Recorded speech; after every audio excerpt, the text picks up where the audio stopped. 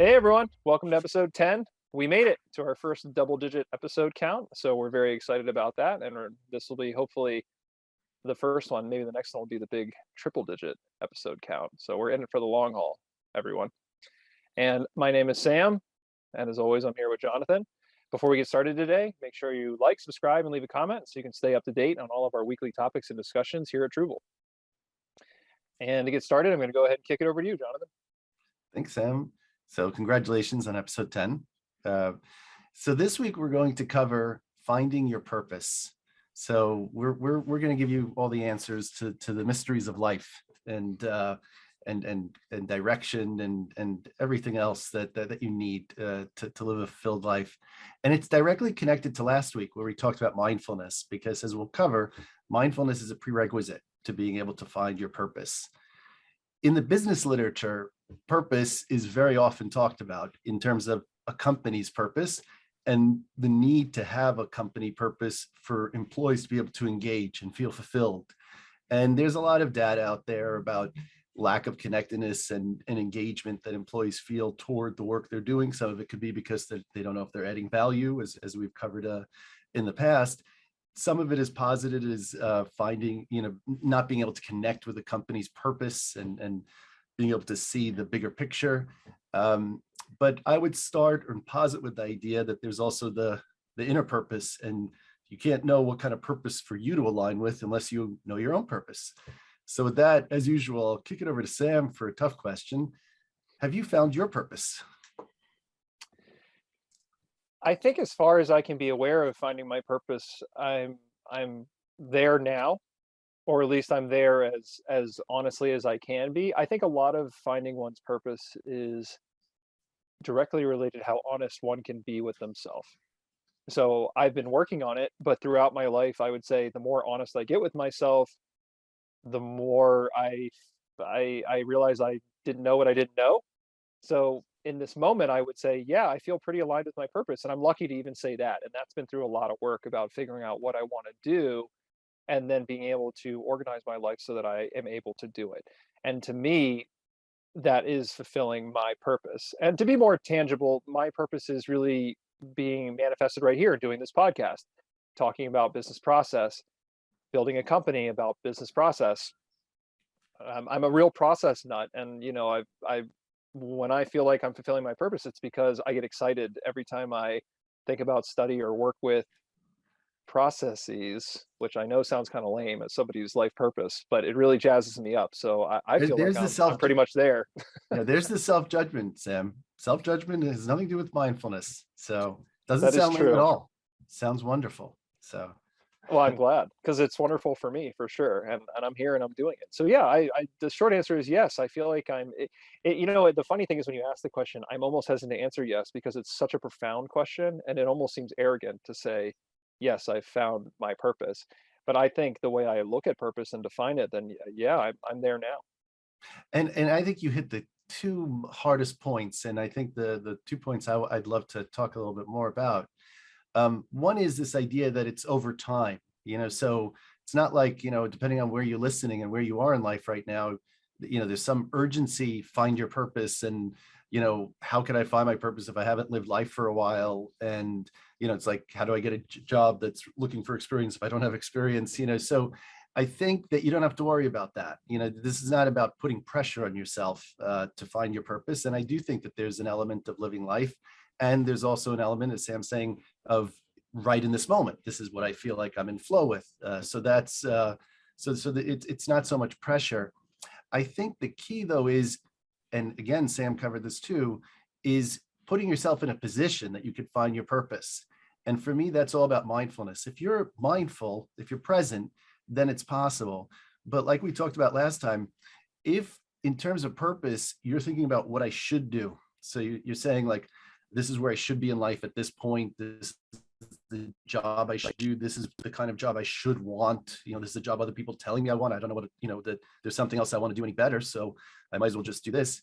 If you're spending time in the should, you're living someone else's life. That's not you. So you might find that person's purpose. You're not going to find your purpose. So that's, I think, the first major hurdle.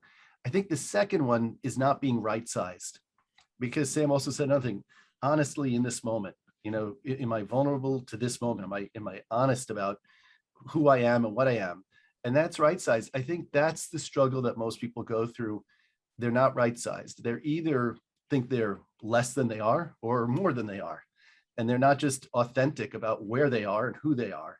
And that's a really hard one. That's very, very, and as Sam said, this is profound to cover it, uh, but I don't know if Sam, if you have any reactions to or any thoughts about any of that. I do, certainly. It's one of those topics where I'm exploding with thoughts, and it's kind of how do you articulate one cohesive thought at a time about such an expansive topic? But the one thing I think is your point about you shouldn't live in the should, and you shouldn't even be the search for your purpose. Let me put it this way: an example, and this is always counterintuitive. If you're spending time finding your purpose or searching for your purpose, then you're already not living it. Yeah, So you think about can't that for be a second. something while you're trying to be something. Right. And this is the counterintuitive nature of a lot of the how the process works when you're talking about consciousness or mindfulness, which is to be in the moment can never by its nature be searching for something that's not happening right now. And it's hard for people to grasp that. I know it was hard for me for a long time to grasp that. That if I'm investing time and energy in the present, right in this moment, thinking about where I want to be and not being here, then I can't possibly be in my purpose right now or living out my purpose because I'm just sitting here looking for somewhere else to be. So you can't actually find it that way. You have to kind of live in a way that's aligned with, more of mindful principles, and your purpose manifests itself more so than anything else. For me personally, I think in terms of finding purpose, I do need to think.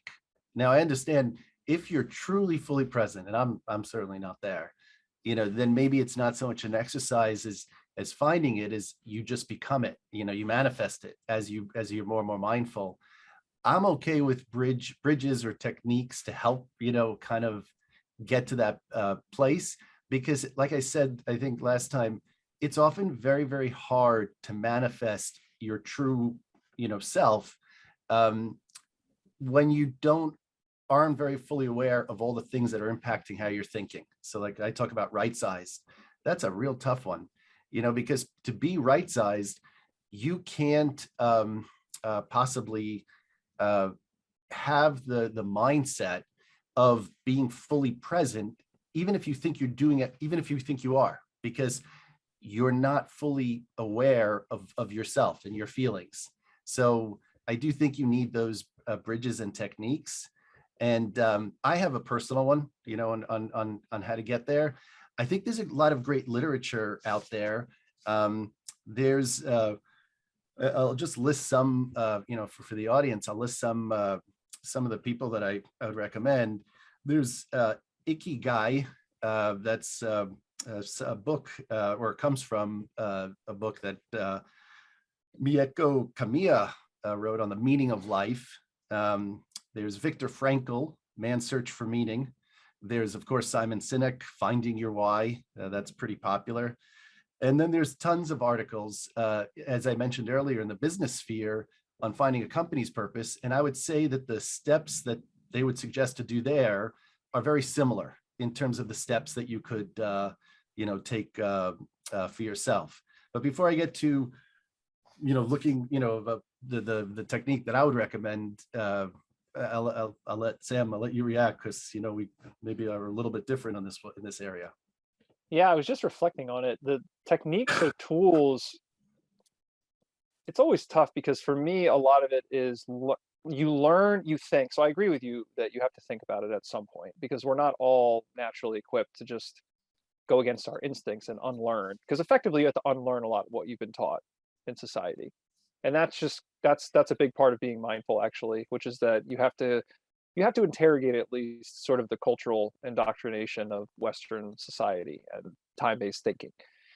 But in order to do that, you have to think, and I think I don't have a specific tool that helps me think or process the concepts we talk about, when we discuss mindfulness personally and professionally. I think for me, meditation is a tool, but it's not even like we talked about in another podcast. It's not even really the meditation. It's just my favorite tool is creating space. And however you want to conceptualize that, again, the whole you have to meditate can be, I think, a bit misleading. It's really you have to give yourself time to think authentically. And you have to know what that means for you. Because if I never gave myself time, and that could be going to retreat, that could be meditating, it could be sitting in your computer and saying, I'm going to clear my mind and think about this particular topic and then apply my decisions to my everyday. I think a lot of people, the tool would be, it's not even a tool. I don't have any tools. Let's just answer that way. It's more just the mindset of if I think through something and it's an epiphany or it's an insight, I then always interrogate how I can apply that to how I live. And I think that's where a lot of people struggle, which is if I've thought of something conceptually around, well, how do I be more aligned or how do I create more space for myself to think about this stuff and I make a decision, then I try to really focus on executing. And I think that's a good way to put it. I'm But you're there's a making time step, for I think execution. there's a step you're missing in your process. And you early on when I met you, you mentioned I think there's a decision I had to make, and you said, how does it feel in your body? You know, and I'll be honest, I don't know, it didn't feel like I was thinking, it was in my head, so I couldn't really connect that. I think it took practice to be mindful, to know what that feels like, and you might have that naturally, you know, the ability to feel that flow in you. And now it resonates, but it's a practice to get there, I believe. Well, this is an example where, I think in a lot of the literature when I started reading, like a lot of people will do, they talk about the separation of mind and body. Like this is an example of what you were saying. So I guess, when I one tool or technique, this is where it's like we're circling around it. I'm trying to hone in and kind of get a concise thought out. Being open to things that may not be intuitive is a technique. And you just have to assume things are true until you can validate that they're false. I think we have a lot of things are guilty until proven innocent mentality in Western society, where you have to give me proof or evidence before I'm going to change my behavior. Like you have to prove to me something is real or tangible. And I've kind of gone about my mindfulness practice with okay, if I read something, I'm going to assume it's innocent until proven guilty. I'm going to assume it's true until I can, actually come through my own experience or my own actualization and make a decision on it. And that brings me back to what you asked about, which is, well, the whole idea of taking a breath and asking your body. That may sound ridiculous to you if you don't conceptualize that your mind and your body are separate entities. So the answer that I was trying to get to your question is, well, when I read at one point that the mind and the body are separate, and that the body, and this is scientifically proven as well, the body has a lot of autonomous functions that work whether you tell it to with your mind or not. So your mind, anytime you're consciously experiencing something in the world, we think about it happening intellectually. We think about it happening in our mind. But if you think about your mind is riding around, kind of sidecar to this body that has its own intelligence and its own reaction to things, then all of a sudden it becomes more plausible to put into action. Well, how does your body feel? And it was something that I practiced, and that brings us up to what Jonathan was saying, which is, well, I tell this to people all the time. You know, they start spinning up in their mind and they don't know how to answer a thing or what to do next or how to make quicker decisions. And there's a technique right there. I say, okay, take one deep breath and then answer. Let your body answer. Like, what do you want to do? What do you feel? And that's kind of also, you could say it's working on your gut. So it's a lot of things you kind of hear out there. But again, it's being open and then being open to understand the wisdom, understand how you can apply it and practice applying it is a lot of what I think has worked for me over time. And then it ends up being like those tools that Jonathan was talking about, it ends up creating tools in my toolbox that then I can share with others and hopefully help them kind of kickstart their toolbox. And there's, you know, I think I just watched TED. I mean, no, just watched TED talk about the brain that's in your gut. You know, I think it was explaining why my diet was failing. You know, because Yeah. I'm battling there. But I think, you know, I'll take you through my process. You tell me what you think of this. I think the first step is battling, as you said, what we're taught from being very young. First step that happens is you know, getting into in just even elementary school. Kids, you know, if you're goal oriented or not, you're thinking that your primary mission is to get good grades. You know, so that's what you're focused on. And it gets really competitive and gets really, really stressful all the way through high school, through college, graduate school, or, high school to, a job or whatever it is. Um, and there's no time to actually become mindful, no time to actually think. So you can get pretty far in life, as we talked about, without even being open to this idea. And I would suggest, just like we talked about last week about COVID, giving people space, as Sam said, to realize, their circumstance enough to say, this isn't resonating with me. I'm not on the right frequency here. There's a problem. It's the same thing with finding purpose. But the first step is you need that space, as Sam said. So you need to create that space. You need to get rid of the shoulds. You need to be right-sized and be confident in what you're good at, what you're, not, but being right-sized. And then here's the process that I follow. I start with the premise that I'm unique, so that's a hard one for most people. Most people are like, what's unique about me? That goes back to being right-sized. We are all unique, in fact. And then your purpose has to be about something that you're giving. It can't be something you want or something you take. So people say, my purpose is, I'm going to become the most successful, blah, blah, blah, or I'm going to, become the CEO or something, or, fans are going to love me, or whatever it is. That will never work, because if it's something that you want, you will never have enough of it. And as soon as you get what you think you want, you're going to want the next thing. And no matter how much that thing is, whatever it is, I won the World Series, or it won't be enough. Nothing will ever be enough if it's about something that you want.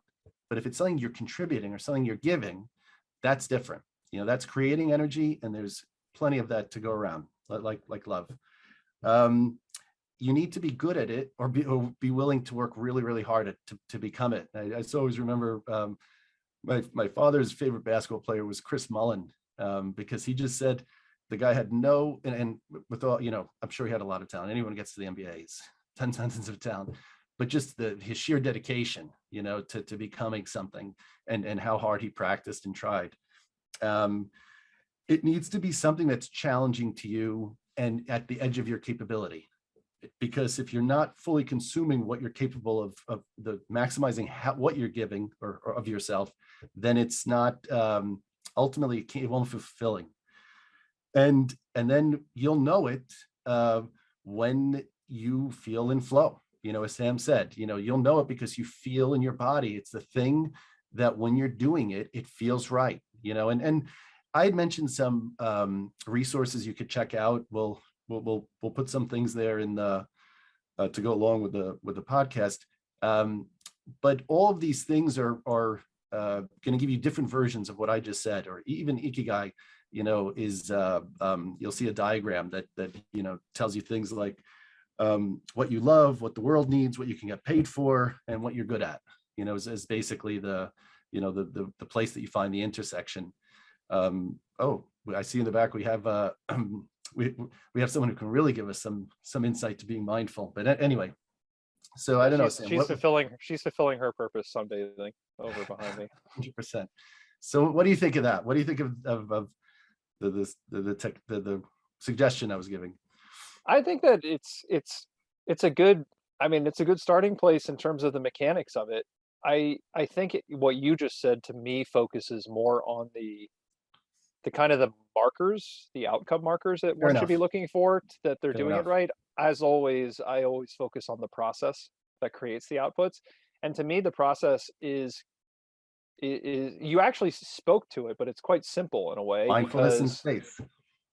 well, yeah, and it's also, like you said, it starts with the unique thing. I want to touch back on that because Oh, you okay. mentioned a lot of points. I think recognizing and acknowledging the uniqueness and what that means logically is super important. And like Jonathan said, because to be unique means that you do have a unique purpose. And this is where, the age-old conversation about, do you believe in destiny, or do you believe that, your life is preordained for a particular thing?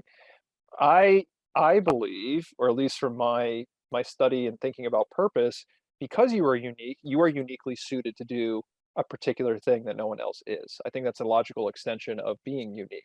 Like, for example, a hammer has a unique purpose, and if I manufacture 10,000 hammers and they're exactly the same, they all have the exact same purpose, which is to do what only a hammer can do.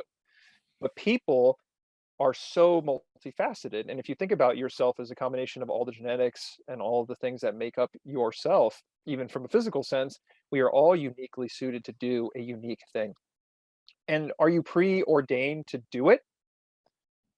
Maybe not like in a you will be destined to do it, but you will always be happiest if you can do what you were uniquely meant to do. So again, there's a difference there between, your life is not destined. You can take many routes. You have free will. But I think a lot of when we say finding purpose or living your purpose, it's understanding that you have a unique fit in this world, and the more you can align with it, the more you're going to release energy flow, and the more you're going to be kind of honest with yourself and increase all of the happy and good things about living and existing. You were going to make a comment, Jonathan? Yeah, just that you clarified something very, very critical in that I agree. I think we definitely would both say the same thing, that you're just mindful and you learn how to be mindful. And then what I was suggesting were more markers. So then, how do you kind of identify what your purpose is?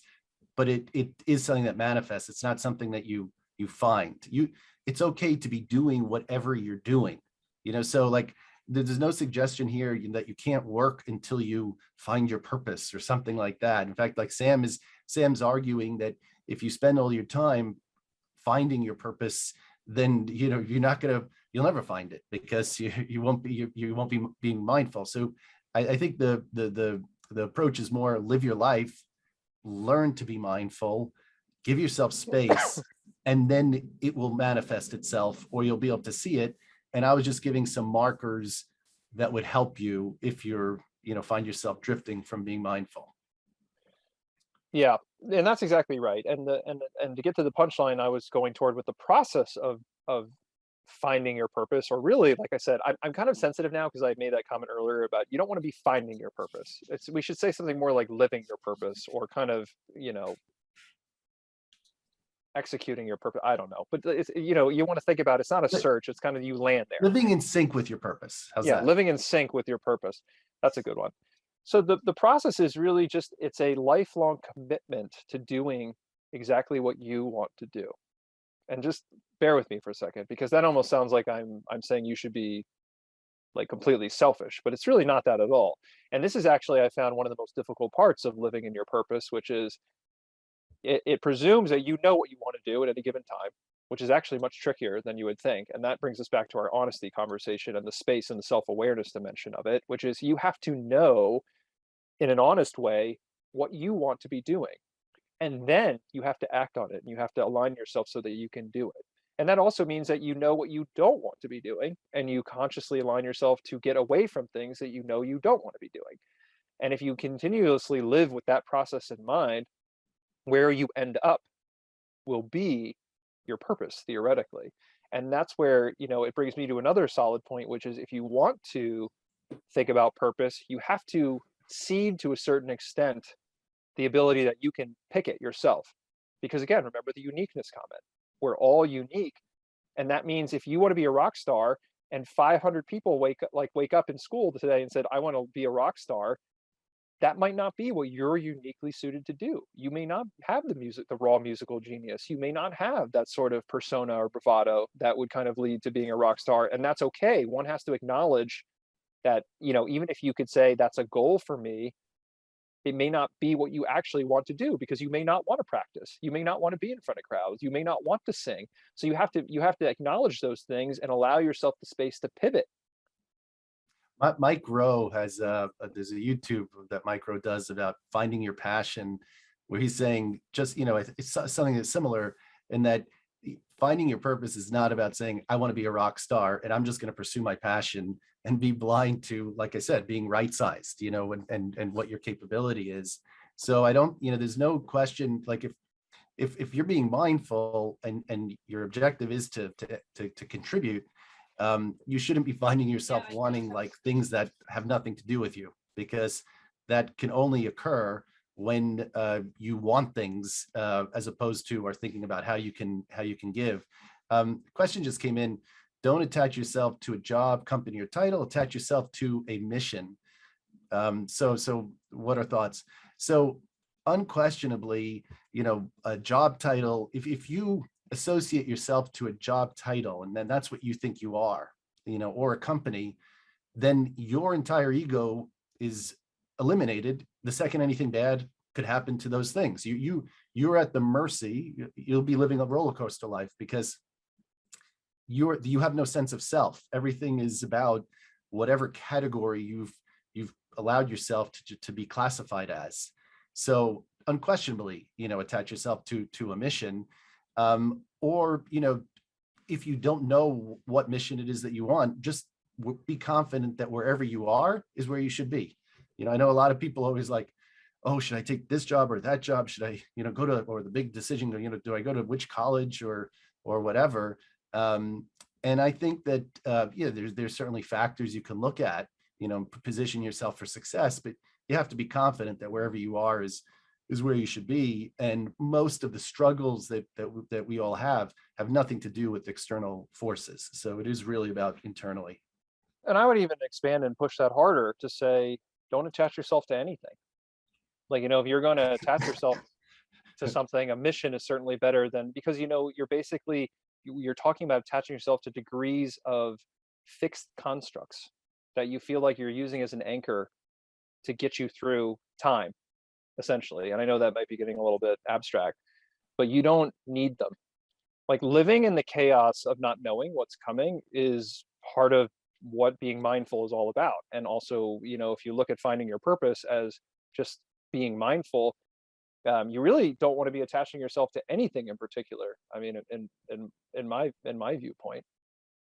100%. And in fact, the stronger your attachment and the stronger your identification with something that's external, and by that I mean like you're allowing yourself to be defined in that way, the less mindful you are, because it's impossible that if you'd allow everything around you to define you, then that makes no sense. Now, this is very different than saying that I have no obligation or responsibility to the people around me, or that I shouldn't be associated with or feel any allegiance to my company or something like that. I mean, Sam would say so, I would say, but we would be saying the same thing, in that occurs because you're mindful and because it resonates. But anyone staying anywhere or doing anything that isn't good for them or isn't healthy, it's just not sustainable, or it won't be. And that's why you have so many, we talked about COVID and midlife crises and all of these things.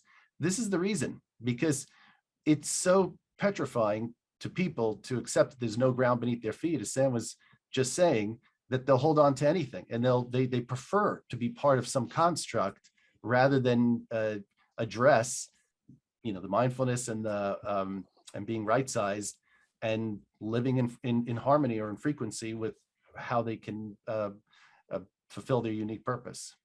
Well, it's a loss of control for many people in the conversation. And let's talk about employer and employee. That's the example that we're talking about. I am like, this is where it sounds almost like so chaotic that I'm promoting, it's very extreme sounding, but I don't promote loyalty to companies. I don't promote, fixing yourself into long-term goals. A lot of the history of these concepts were to establish control and consistency and sort of reliability and employees that, there was a value that people placed on that for a long time in business, which is, if I can hire somebody and they're stable in this position and I know they'll stay there for 10, 20, 30 years, we can be more productive. But really, it's a false narrative, and it's played out in process study that doesn't actually promote anything. If anything, it promotes more complacency and static than anything else. But for you as an individual, you need to understand that making future commitments is just, it's not giving you security, it's stymieing you, it's blocking you. If you need to move to another job every 6 months because what you've learned at this job is that you don't like it and you need to move, Like Jonathan was alluding to, the employer is not benefited by you sticking it out.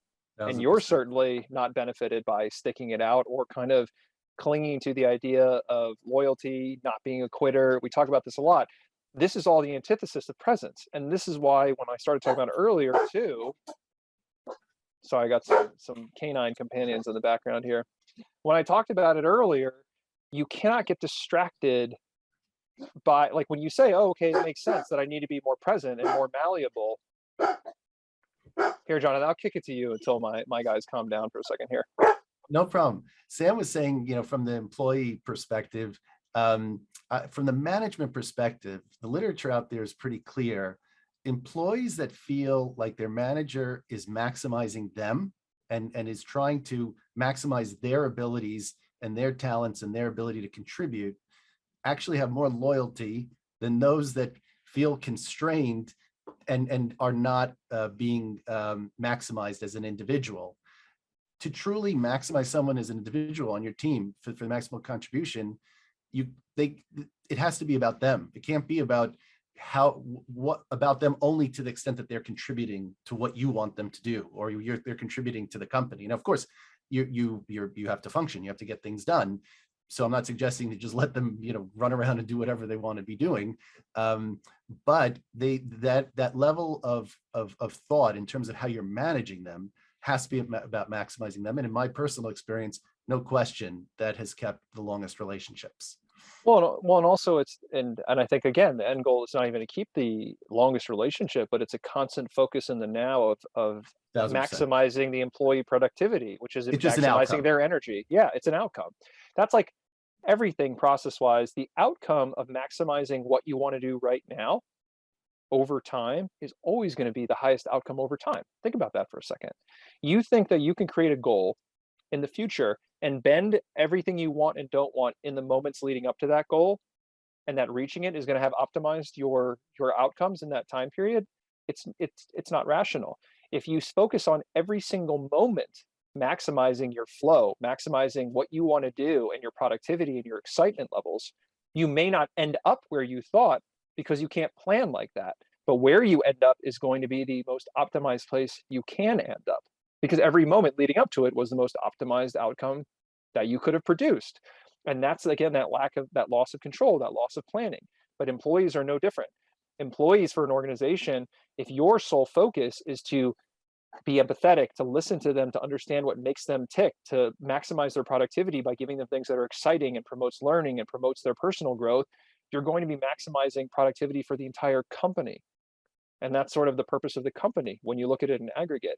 But then that also makes you honest, because you're not just taking people for granted. And as soon as you have nothing else to give them to make them kind of excited and to keep that energy flow going, you would expect them to leave. That would be the right outcome for them to leave the company. And then the space that they left is going to be for somebody who can get in that same pocket and harness that excitement, harness that same context to create that energy potential. And that's a new way to think about it. But that's sort of the purpose of the workplace, which is to maximize everyone's potential individually as much as possible within the confines of what the business is. That might be going a little bit, but I think it's hopefully that will give a little bit of a spectrum there.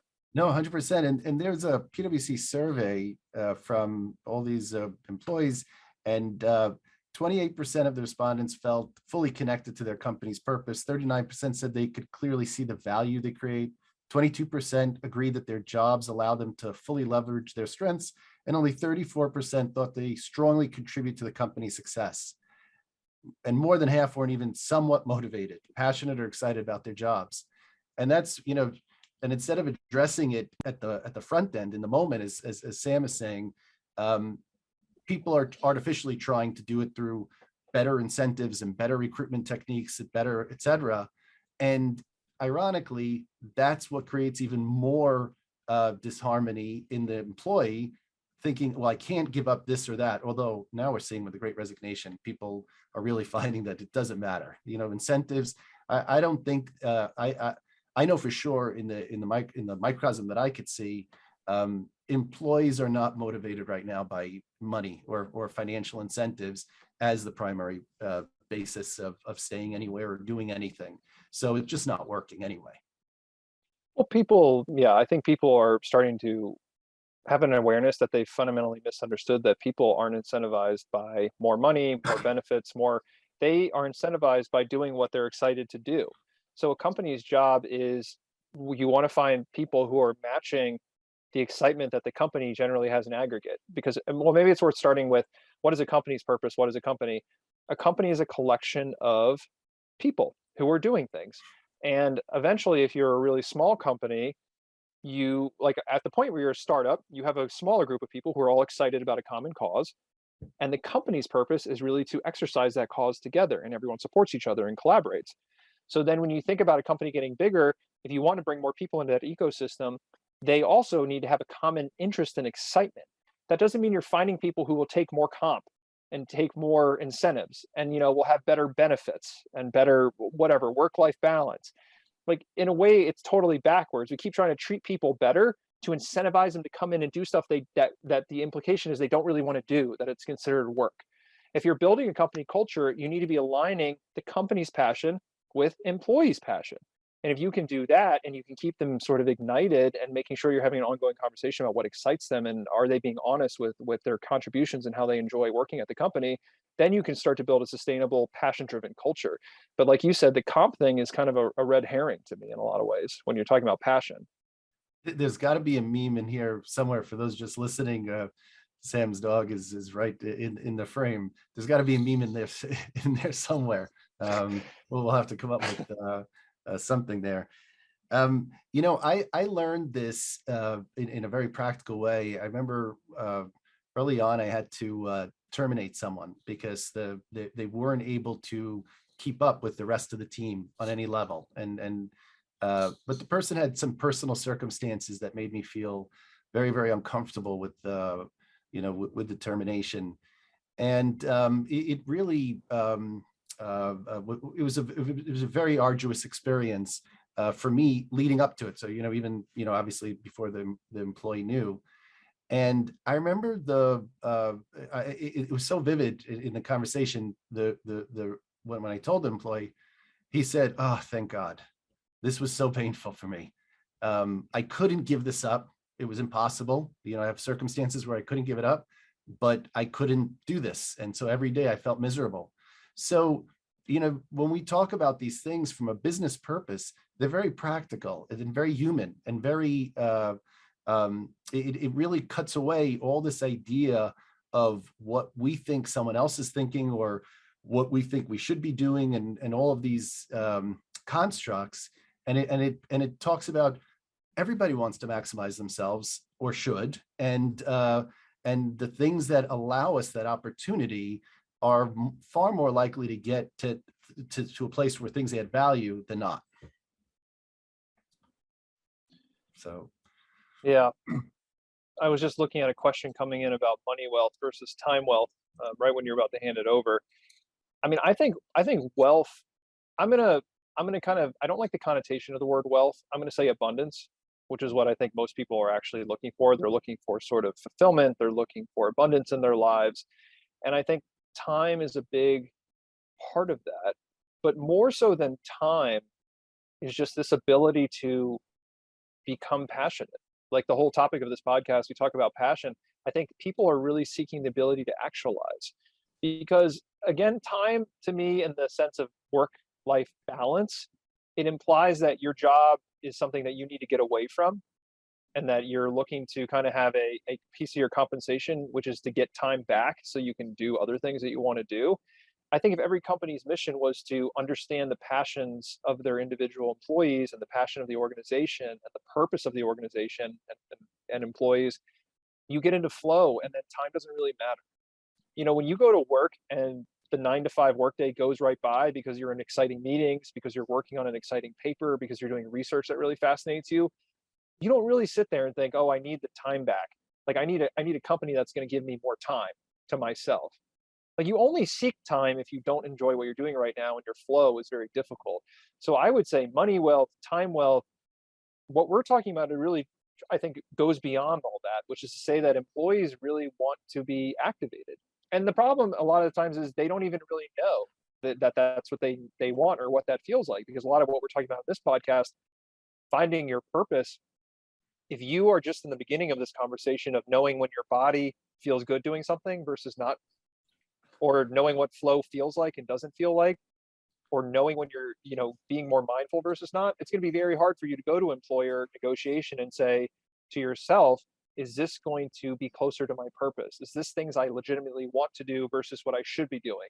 Is this like, do I just want this job because of X, Y, and Z reasons? Am I being honest about this work exciting me or not? It's all part of this conversation. But I think that, I'm getting even more like with the boundaries going down of company versus employee, boss versus employee. I mean, I think all these lines, like when we run it, the way we run a Truvle and the way I manage employees is, I mean, I assume every day we're just having a conversation about what's exciting for both of us. And I will even say, like, if it starts to get not exciting to manage a person, that has to be addressed. Or if they're not excited about their work, I mean, there's just so much that's driven on, we want to provide more purpose oriented activity, I guess is the biggest thing that people are looking for, even if they're not articulating it that way. Well, there's tons of literature and materials out there about, the redesign of a company, and all these constructs that we think are what a company is. But if you think about what's going to produce the most value, uh, the way you would organize it is different. I think that's a topic for another day, but I think you're hitting upon it anyway, uh, Sam. Yeah. Well, purpose, value, passion, these words from our perspective all have very clear process implications, but they're all the same thing. And we all know they're good, right? Like if you're doing something you're passionate about, that equates to being in flow. To be in flow, you have to be close to your purpose, your personal purpose, because they go hand in hand. And then organizationally speaking, what was the third thing I said? Passion. Oh, value. Value creation for you personally, and then hierarchically up through a company is also based on the same things. Like you don't want to be squeezing value out of unhappy employees. You don't want to be squeezing work hours out of yourself when you're unhappy and you're not in your flow. Like all of these concepts are related, and they all have to be built on the foundation of you being honest about in every moment what you enjoy doing and what you don't enjoy doing, because you could be chasing a goal, you could be chasing a purpose, you could be trying to fulfill the notion of being loyal makes you happy, or like you signed a contract that you need to fulfill, but at the end of the day, if you're not enjoying something, you're less productive.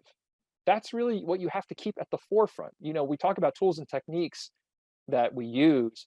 For me, again, it's really a cheat sheet is my tool of universal principles that can't be violated, which is if I'm unhappy and I don't want to do something and I force myself to do it, I'm inherently less productive. My ROI is down. That's not, my employer is spending more dollars on me in that moment than in other times when I'm doing something exciting.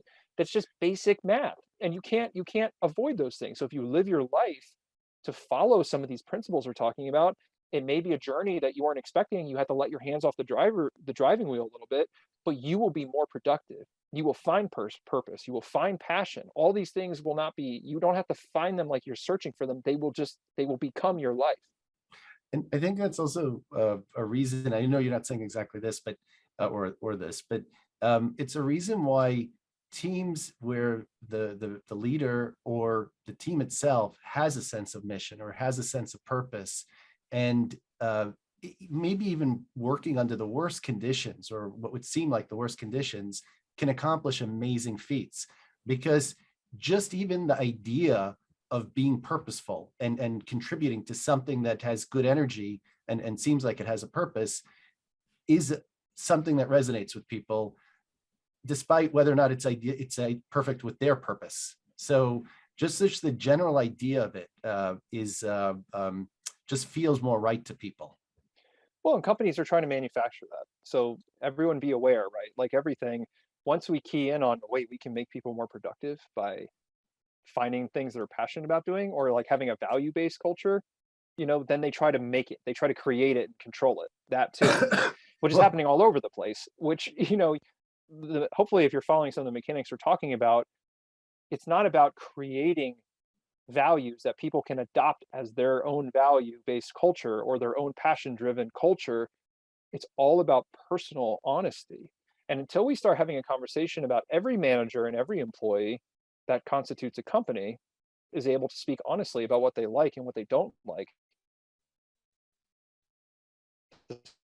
despite people's expectations of them or what the company's trying to do. That's the culture of honesty. And that creates all the value and the passion and the purpose naturally as a result of itself.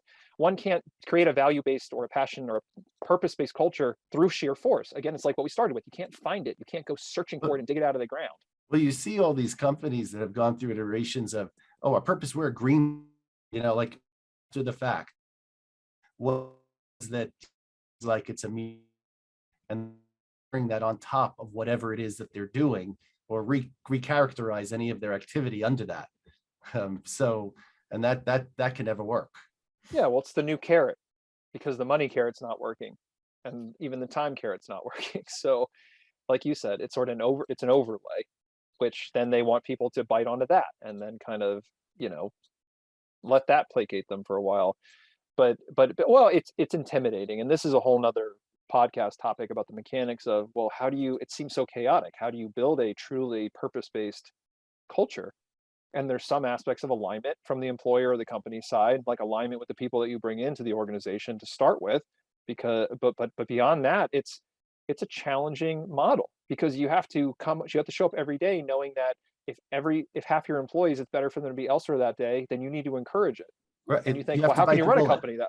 Yeah, Yeah, if you're well, truly you got to do living it. based on a mission, you have to bite the bullet on whatever the consequences of that are to have any credibility and sustainability about it. And maybe that could be another podcast. But today, I think talking about the individual, I just want to make sure, just say it again, that you don't need to, this is not like a job to go now say, I need to know my purpose. If I don't know it, then, everything I'm doing maybe makes no sense, et cetera. No, you need to focus on mindfulness and being right-sized in who you are, in whatever that means, being vulnerable. Like I have, I'm uncomfortable with this. This is et cetera. Any, it's all the things that we talked about with mindful, and then you can your purpose can manifest itself. But don't treat it as a job. That's for sure. Yeah, and I want to echo that and say it kind of in the negative, which is it's okay if you haven't found it because 100%. searching for it is sort of the not going to yield you the results that you think. When Exactly. you're trained to seek, find, and destroy in like modern day culture a little bit, and the idea is you're on a wild goose chase because in reality you'll get closer to it if you just sit quietly in one place The hardest and just part for me, relax.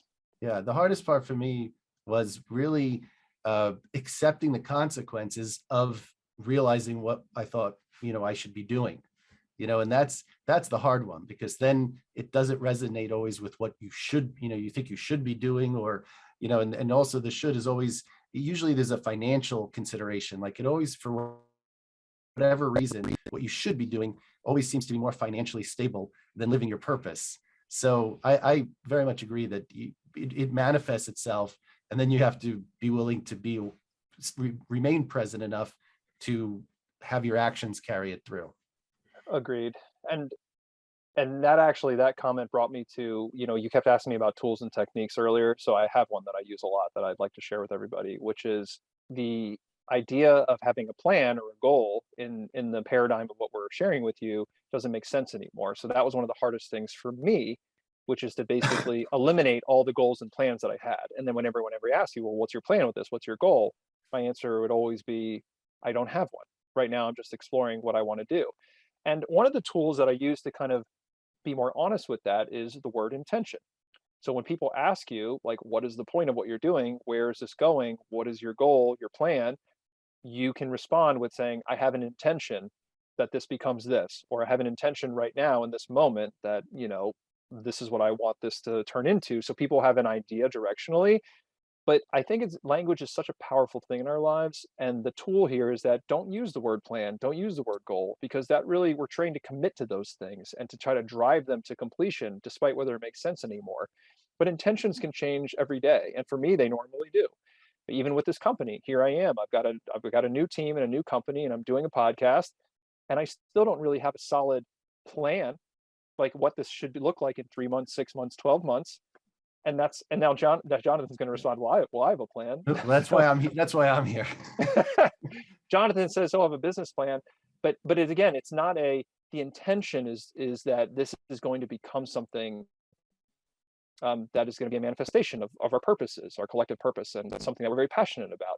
And that intention, once you get to it and watch it happen every day, a plan is effectively executed, whether it's articulated or not. So now I don't know if I've made it more confusing or not, but basically, No, I being agree. concise with your language. You can have an intention. I think that's exactly right. And you can have a very strong and documented intention.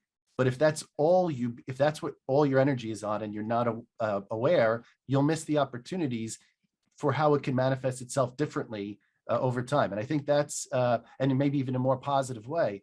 And that connects again to earlier conversations we had about knowing your why. So we're in alignment there. And maybe that's a good place for us to put the closing marks on our 10th episode. And 10th episode. It's a big deal to so me. thanks for everyone for listening, and looking forward to next time. See you next week, everyone.